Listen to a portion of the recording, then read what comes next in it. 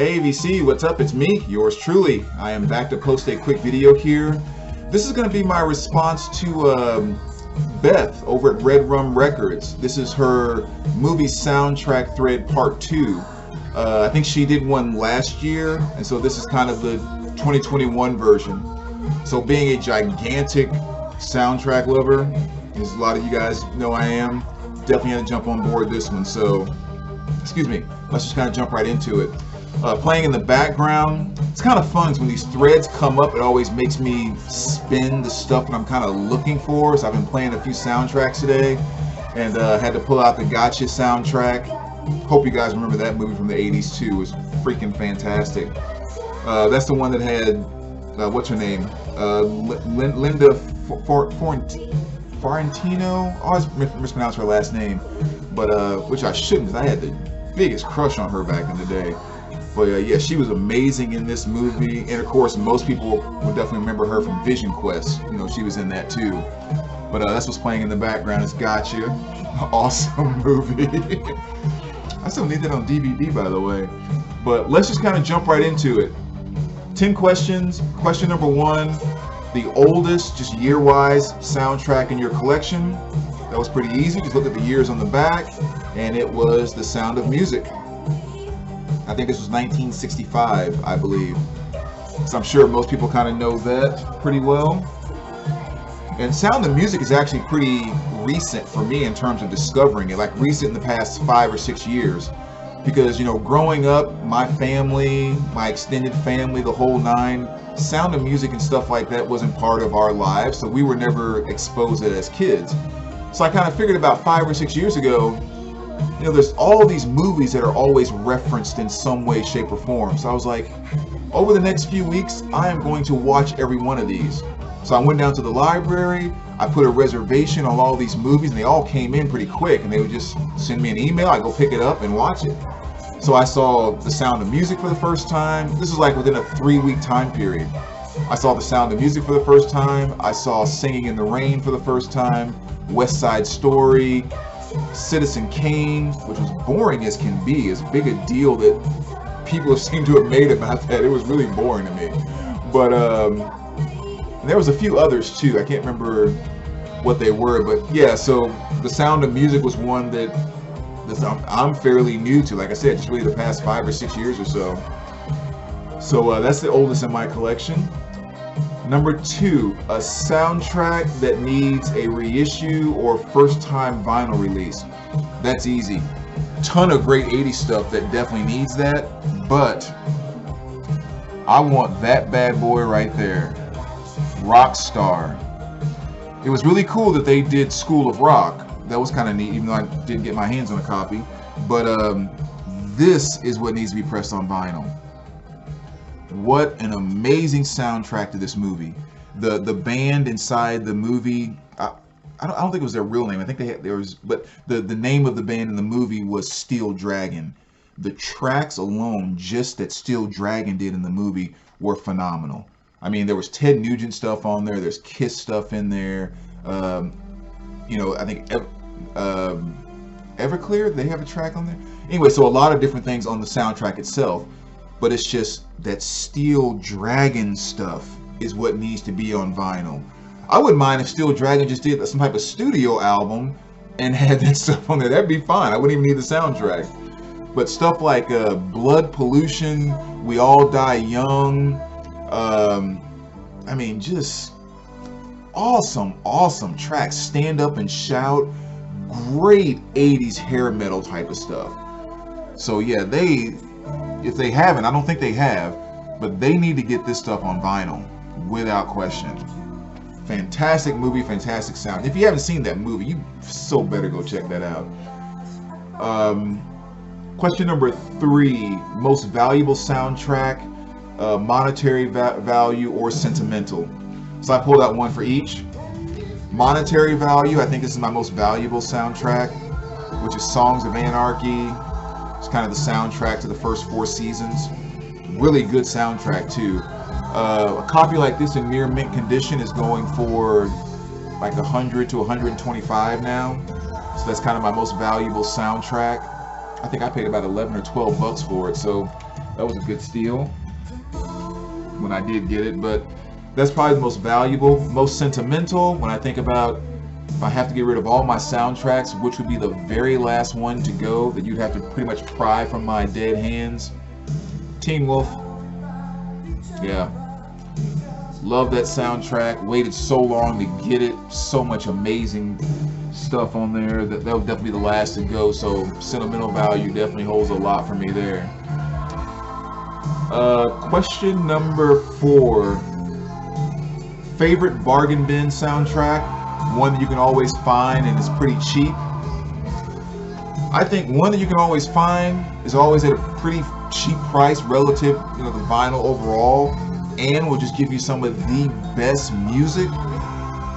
Is this bad boy right here, which is Eddie and the Cruisers. I stumble across this soundtrack all the time. It's usually a $5-6 record. Maybe if you find an absolute near mint one across the board, maybe you'll get towards $9 or $10, but still a relatively cheap album, and just some of the best in-your-face rock and roll music. I mean, oh my goodness, this soundtrack, as big as it was, still underrated. Matter of fact, I think one of the worst things that John Cafferty ever did was putting the songs that he did on this soundtrack. He so should have released them as just a studio album, because I think the music got so connected to the movie it almost left him behind, and he never really got the career boost, I think, that he should have gotten from the music that he did on the soundtrack. I mean, another way to put it, if you go back to Bruce Springsteen's big rocking days, like his Born to Run kind of days, I don't care what anybody says, you can put this album next to any of that Bruce stuff. When you just talk about straight up old-fashioned in-your-face rock and roll, this will hold its own in a heartbeat. I almost look at it as kind of like a lost Bruce Springsteen album.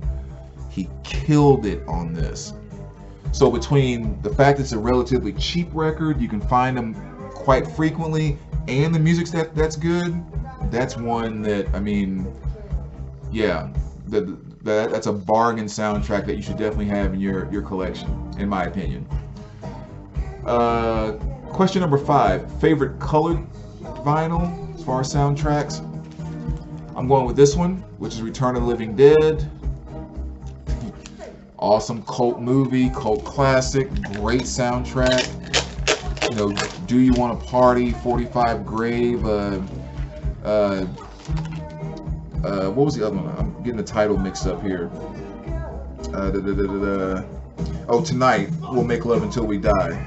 SSQ, whom I believe was the group that Susie Q, you remember her from the 80s, I think she was in that group before she kind of broke out into her solo stuff, which was much more 80s pop. But anyway, colored vinyl, you see that kind of white and green there. Great soundtrack, great movie. If you haven't seen that movie, you so better go check it out. It's such a classic. Let's see, next here, favorite artwork on a jacket or soundtrack. Again, really hard to pull something out for that. Where'd I put it? But I decided to go with this one here. Because, all those 80s soundtracks I look at, as soon as I see the artwork, I'm going right back to the movie. So that's one of the things that kind of makes it hard. But I think ultimately, I'm going with this right here, which is Chevy Chase National Lampoon Vacation. And the reason why is that grin on his face. Even though this is more of a painting, the thing that made Chevy Chase so great is that he probably had the best shit-eating grin of anybody in the history of filmmaking. And it's just, you see that stupid looking smile on his face and it just immediately cracks you up. So I thought, just the fact that he has that on that cover, again, even though it's a painting, like as soon as I look at the cover, it just cracks me up, it makes me laugh.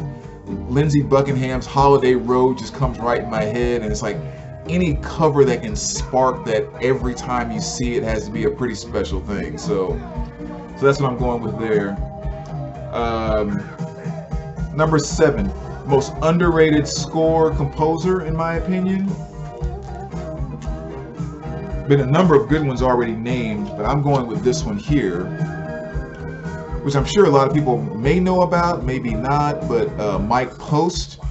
Now, he's done a lot more for TV shows necessarily than movies, but yeah, Mike Post is absolutely amazing. You know, theme song, The Hill Street Blues, The Greatest American Hero, White Shadow, if you guys remember that movie, Magnum P.I., The Rockford Files, and especially if you know those theme songs, that's really going across a wide range of, you know, kind of jazzy piano, smooth jazz type of thing, to kind of big pop rock, to kind of funky, groovy type of things. Like he's bouncing all over the place with just amazing pieces that he's put together. And you have a lot of people that do awesome scores, but you don't oftentimes find this, I think, you have a lot of people that are really jumping across genres in the way they're putting together different things that they're scoring. And Mike Post just has some amazing stuff. Let's just name a few right there. But Hill Street Blues might be my favorite. I just think that's an absolute beautiful piece of music. So I mean, I'm like that since I was a kid. Never watched the show, never paid attention to the show, but my mom would watch some shows, you know, my dad watched some things every now and then, and I just always just be like, I want to be there at the very beginning, and I would tell them, like, you know, let me know what's coming on, let me know what's coming on, just because I wanted to sit and hear the credits at the beginning and hear the theme songs. And then once that was over, I never watched the show, I left. I used to do that with Knox Landing was another one of my favorites. Falcon Crest was another one of those. Just music that I loved even as a kid. And as soon as the opening credits were done, I'm back off playing. But Post is definitely one there. So let's move right along. So that was most underrated score composer. Number 8, favorite song from a soundtrack that is your jam. That's very hard. So I had to narrow down what jam meant. So what I figured was, okay, what jam means is when it comes on, it's not a song you listen to and you like it and you love it, but it has to be a song that makes you have to start playing your air instruments. You look around to make sure no one's watching because you're about to get your groove on and you can't help it, like your jam. All right. So honorable mention, I have to mention Prowlin' from Grease 2, because when that song comes on, just get back, 'cause I'm about to act out the entire scene. Okay, so Prowlin' has to be mentioned. But the one I think that nudges out a little bit is actually off of this album. I kind of pulled both the different covers just to share. You see the Japanese and then the kind of the US version. But this is more commonly what you see on the DVDs. Streets of Fire, man, the song Nowhere Fast by Fire Inc. There is no better feeling than to be on the highway, the iPod's on shuffle, and that freaking song pops up. I'm about to get my jam on for the next 7-8 miles. I'm about to get my groove on. And that song is just one of those songs that when it takes off, it just takes you for a ride and does not stop until the very end. It's just it's hard to describe because it's so upbeat, it's almost dancey, but it's also rock and rolly. But then you also have a female lead on there, so you know she kind of have that type of big female vocal delivery. It's just awesome, man. This bass groove that just keeps you. Oh, love that song. That is my absolute jam right there. If you ever do go check it out and like really listen to it, especially if you jam it with the volume up, the other thing I really love about it too is you have kind of the bass and the groove and the drums really up front. It's like it's really mixed right in front of you. That's what you're catching. But what's kind of right underneath in the mix, you hear it in the beginning, but then when things kick in, it's always kind of in the background, the piano that's playing in the background. Because somebody is back there getting their freaking piano on the entire song. I mean, just like, did you guys bring in Little Richard to do this? Like, who is back there grooving that thing? But yeah, that gets me. That's my jam. If you ever see me driving down the highway looking strange, that song is probably on. So, favorite jam. Number 9. 2 different soundtrack scores that use different versions of the same songs. And neither one of these are the original version, but I'm going with the song Time After Time, which of course, you know, Cyndi Lauper made a gigantic hit.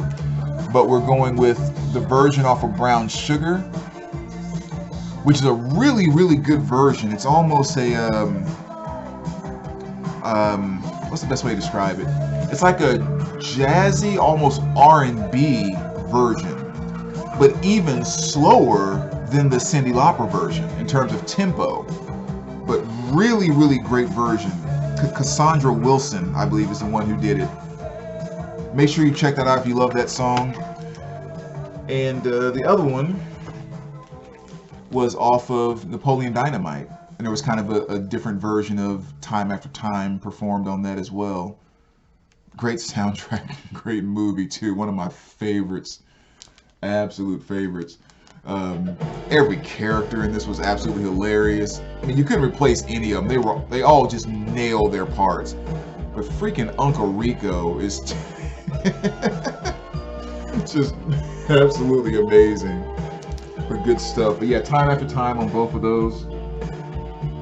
It's a good song too. Time After Time tends to be one of those songs that almost any way you perform it and anyone that performs it, it comes across sounding pretty damn good. Like the song is just so good in of itself, you have to make a serious effort to screw it up. Legendary track. Question number 10, a soundtrack that you own that you could part with, either because of condition or you just don't listen to that much anymore. Well, condition's not really much of an issue, because I pretty much 95% of my collection is kind of excellent to near mint across the board. Every now and then, you know, you might find something like this, you know, which is a library copy. You know, you see it has like a little cutout and then the stickers there. But loving the soundtrack so much, like there's no way I'm getting rid of it until I find a mint copy. But just about anything else, like this would be purged.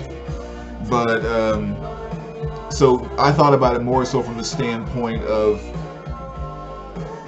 even an album I've thought about getting rid of a number of times, and that would be Earth Girls Are Easy. Another classic kind of 80s movie, kind of B-level movie, I guess. I don't think this was really that huge or anything. Had a couple big names as far as actresses in it, but yeah, I mean, this is one that I don't really spend that often. It is just kind of another classic 80s movie, so I definitely love it for that. But like every time, the 2 times I thought about getting rid of it, you know, it's like I'll put it on and say, well, let me just listen to it. And then you have songs like Love Train by Daryl Hall and John Oates, Cosmic Thing by the B-52s, Who Do You Love by the Jesus and Mary Chain, 'Cause I'm Blonde by Julie Brown. You know, she was kind of hilarious. And then you're like, wow, those some fun songs right there. But still, even with those cool songs being on there, I just don't find myself going back to it as often. But it is part of that 80s collection that, yeah, love my 80s, can't get rid of my 80s. Awesome stuff though. So that's probably the one I could part with that I wouldn't exactly feel bad about. But so yeah, there you go, VC. That's my movie soundtrack tag, if you will. So yeah, as always, let me know what you think, and we will talk to you soon. All right, take care, guys.